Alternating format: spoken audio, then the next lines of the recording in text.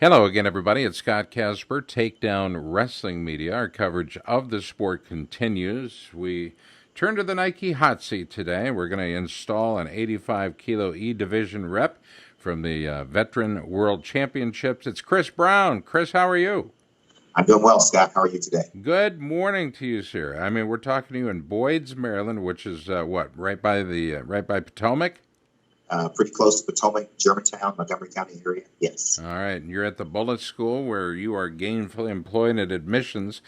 Coming up, the World Championships for the veterans. It'll be October 12th through the 18th in Athens, Greece. Some 80 athletes are scheduled to compete, perhaps the largest contingent for Team USA ever. This is an inaugural year as well for women.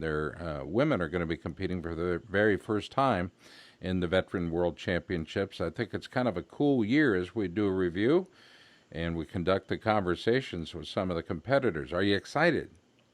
Very excited. Like you said, it's the first year for women, and I think just having the largest team that we've ever had is really exciting. We're 28 days away, and Athens, Greece, the birthplace of wrestling. It doesn't get any more. You can't get excited about that. You can't get excited. I know it's real.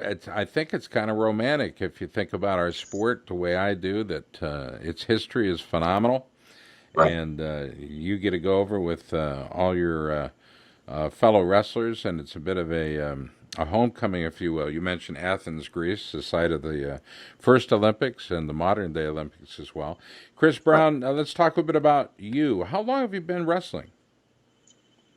Oh, If I do the probably math, I come up with 43 years. Does that sound about that right?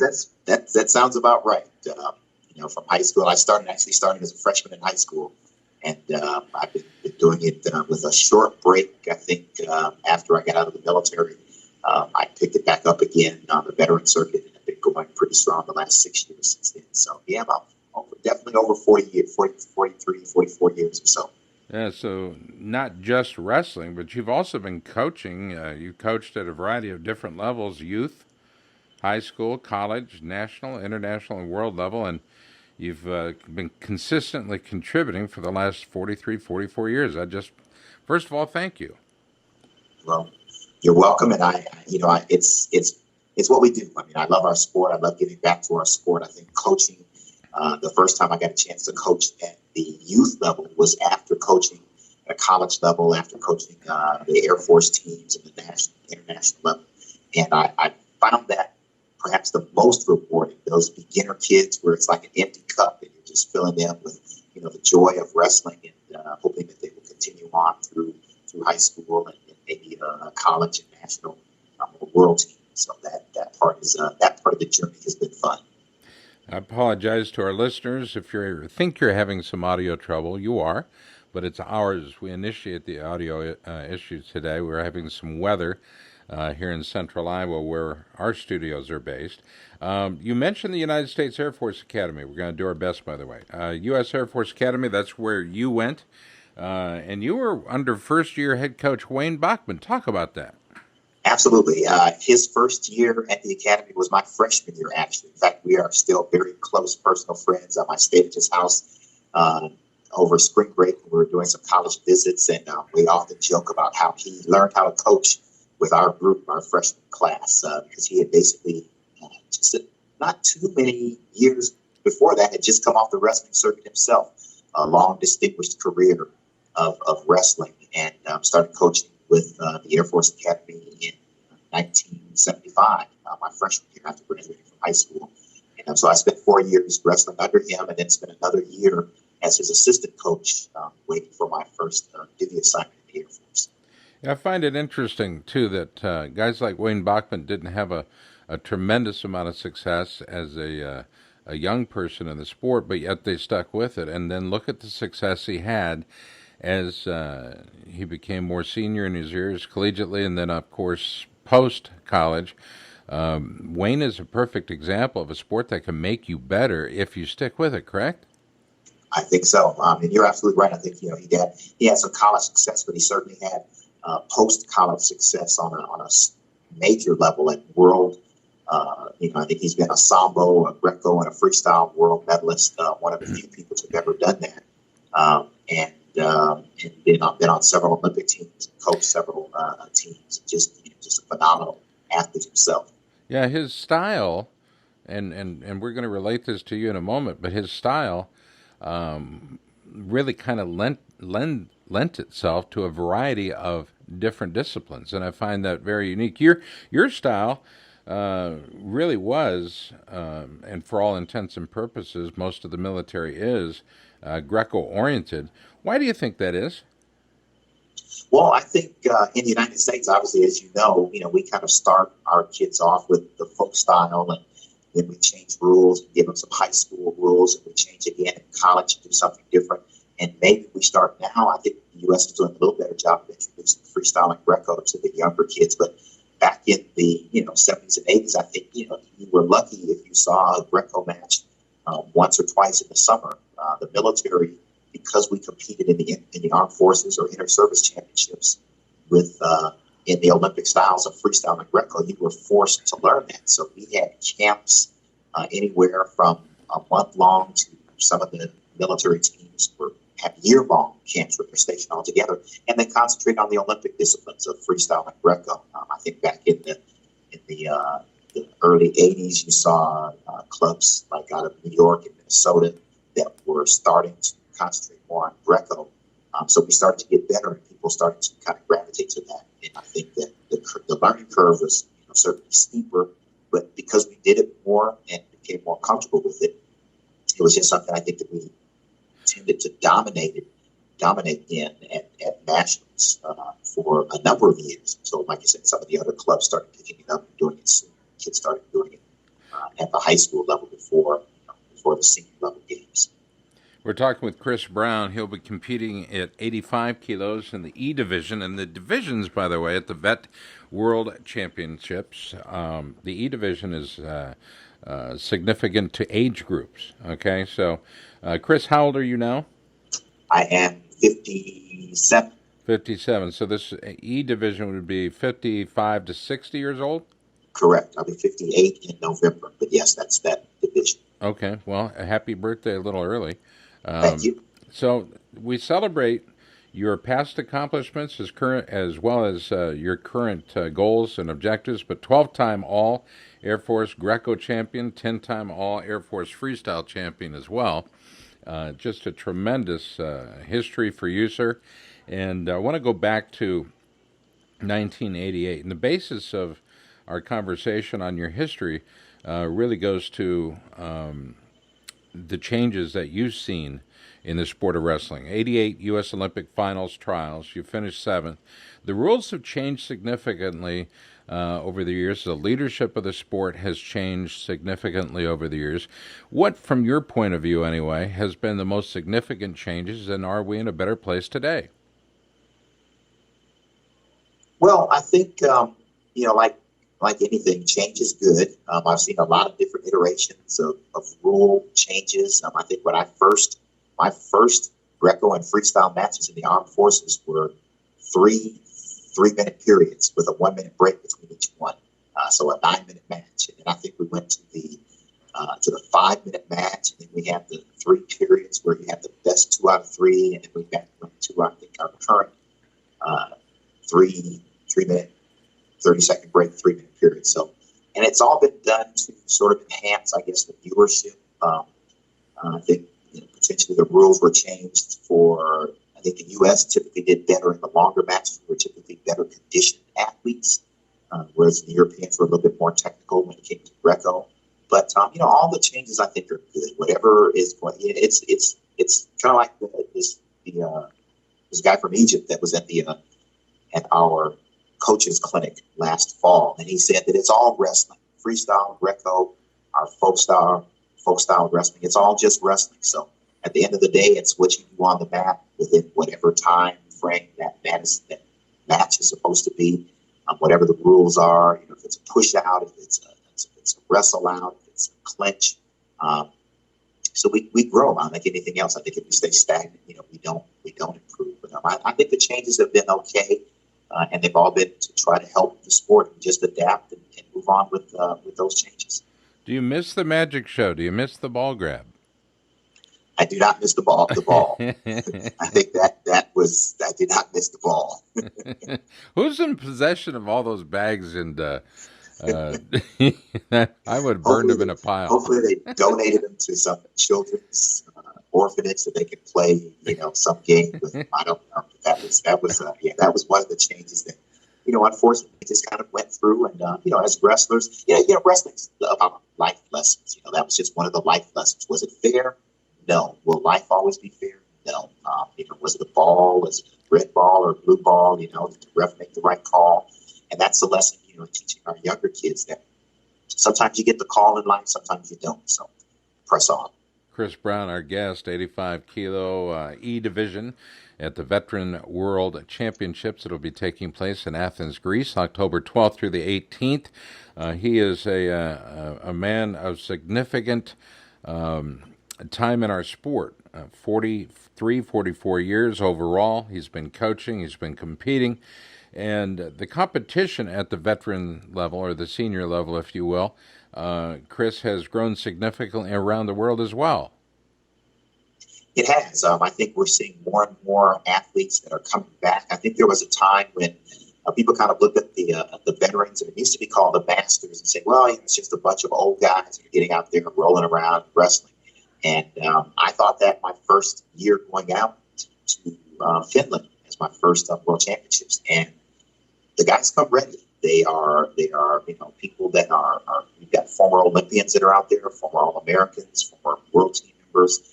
So the competition level is very high, surprisingly, for the veterans at all of the ages. I mean, some of the A group, which is a 35 to 40, those guys are in Europe, especially, are right off of their world team circuits. And some of them continue to do it throughout their years. And you got to imagine that when you start talking Europeans that are in their 40s and 50s, they've been doing that style for 40 or 50 years, whereas opposed to some of the Americans that might pick it up, later in life. So it's definitely a high level and a high caliber of competition at the veteran worlds. And we are seeing a significant number of athletes that will be competing on behalf of the United States. The U.S. has finished third, I believe it is, the last 2 years, and your contributions have not fallen short of helping this team. You are a 2014 Greco champ, a 2014 Freestyle bronze medalist, a 7-time overall world medalist since 2009. How do you see the team, and you know who's going to be on this team, like guys like Octavius Bellamy and Jack Hornbuckle, Stevie Horton, and these cats. There are some very, very seasoned wrestlers. Right. It's, what I'm excited to see our team come back, and I think that's what keeps us coming back, is that we have a cadre of people that have been to any number of several worlds and several world medalists that will be returning. Certainly some of the names that you mentioned as well, that have been around and are able to compete, have learned how to compete at the international level now. We've been third in freestyle, the team freestyle. I've actually got a team freestyle cup sitting in my office at home. We were third last year. There was not an award given. And I think with our numbers this year and some of the people we have returning in freestyle, we certainly hope to be, move up, certainly in the top 3 teams. And Greco's a little tougher when it comes to the team points there. I think, as we saw, similar to the world competition here, we lag behind in Greco, which is why, for me personally, I know that winning Greco was something that I think was a little bit more of an accomplishment for us as a team and me personally. But I'm looking forward to our chances in freestyle of maybe even winning the overall world championship for the veterans, which I think would be pretty awesome this year. All right, Chris, this is a inter-team question, okay? How do you match up with guys like Rodney Fisher out of Lewisburg, West Virginia, or Kevin Pine, at 85 kilos? Let's face it, it's a tough weight, but these different divisions, whether it's C or D or E, 5 years can be a lot. Sure, it can. Unfortunately, we've had a couple of regional training camps that we get a chance to train with each other. I saw Kevin Pine at Fargo, and we got a chance to drill a little bit with each other as we were coaching. He coached Team Nevada, I was coaching Team Maryland. I jokingly tell those guys, you guys are lucky that you're in the younger age group that will never get a chance to meet or compete. But there is a difference in each of the groups. I think that people tend to think that, well, because I'm 50, I can't compete with a 48-year-old. Your bodies start to change. I think that it's more impressive for someone that can be 40 or in their 50s or in their 60s even to go out and wrestle and compete at that level just as much as someone that's in their 20s, which are naturally big and strong and flexible to be able to do that. After you've been sitting around in an office doing the job, raising kids and having a family, to kind of force your body back into that conditioning state to be able to go out and do that. Let's face it, nobody's going to call you up and say, hey, let's go play some wrestling. Let's go play some takedowns. They don't do that. You go play golf, you go play tennis, you go play, maybe even a little pickup basketball. But wrestling requires, a few months of conditioning and strength training just to get ready to compete at that level. So I know that right now, all 80 of the folks that are going, guys and girls, they're working pretty hard. Several times a week, including wrestling and weight training and conditioning. So, my hat's off to all those guys. It doesn't matter what division you're in. When we get there, we're a team. We'll train with each other. The A guys will work with the D guys and E guys. I really respect the ENF guys, the 60 plus guys, 60-year-old plus guys that are out there. What do you doing our sport? Chris, I didn't mean to interrupt there. And again, I apologize for our connectivity issues we're having today, but we're doing our best and enjoying the conversation immensely as you sit proudly today on the Nike hot seat. If you look back at your career as a competitor, what do you see as your most significant accomplishment? Well, I would have to say winning the Greco-Roman World Championships last year in Belgrade, Serbia. And I think it's significant because we don't win very many Greco-Roman world titles. In fact, I'm proudly the 12th person between the seniors and the veterans to ever win a veterans world title. Wow. The 13th title that we've ever won. Roland Gardens won it twice. But I think we have 7 seniors and 5 veterans that have actually won world Greco-Roman wrestling titles. And that's tough to do in a world that, kids are doing Greco-Roman from the time they're little. So that, I think, in the big scope of wrestling, I think speaks a lot. And it's sort of a quietly kept secret. I think the people in the wrestling community and the veterans know, but that would be what I would think would be my biggest accomplishment. I think it's fair to say it's guys like you that have caused me not to take a second look, but to really look at Greco and fall in love with it all over again. And I appreciate that, Chris. Thank you. Thank you. For all of us at Takedown, it's been a special opportunity to have a great conversation this morning with Chris Brown. Chris is in Boyd's, Maryland, at the Bullis School, where he's now employed in the admissions offices of the private institution of which he's working. He'll be competing in Athens, Greece. Significant in its location, for sure, but even more significant because so many Americans are going to be competing there October 12th through the 18th, 80 of them or so, at the Veteran World Championships. And you're going to find more information, by the way, at unitedworldwrestling.org. Look for the Veterans Facebook page. I'm starting to show my age, Chris. But your Facebook page. Stay in touch with these guys. Look for them. Friend them, if you will. I know they would appreciate your support. Mark Goldman has done an outstanding job as the U.S. Veteran World Team leader. And we're looking forward to seeing some championship results, Chris. And it sounds like you're ready to go. I'm ready. We're training hard, and I'm looking forward to double gold. All I see is double gold. So You know I'd like to what? do both freestyle and Greco. I'll be the first person to do that. I would love to see that, dude. I absolutely would. Even I don't care how old you are. You get your hand raised two times to two different disciplines at the world level. Holy cow! Absolutely. I'm a fan, Chris, and I surely appreciate your service to our country as well during your time at the Air Force. In the Air Force, I appreciate that. Your relationship with Coach Bachman, I think it's just absolutely outstanding. Love that guy, and if you learned anything from him, it's how to teach, how to coach, and a complete understanding of the human condition. And I love that. Thank you so much.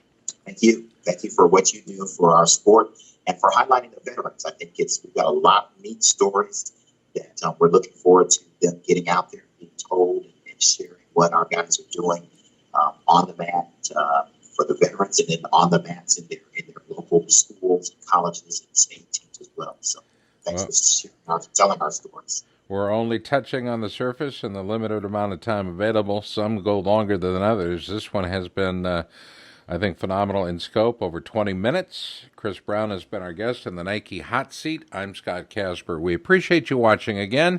UnitedWorldWrestling.org. You can also follow along at TakedownWrestling.com or our sister site, themat.com. Check that out as well. There's going to be news and coverage, as you might guess, and I believe streaming as well. So look for it again, UnitedWorldWrestling.org. It's the Veteran World Championships coming up the 12th through the 18th of October, live from Athens, Greece. I'm Scott Casper. My guest again, Chris Brown.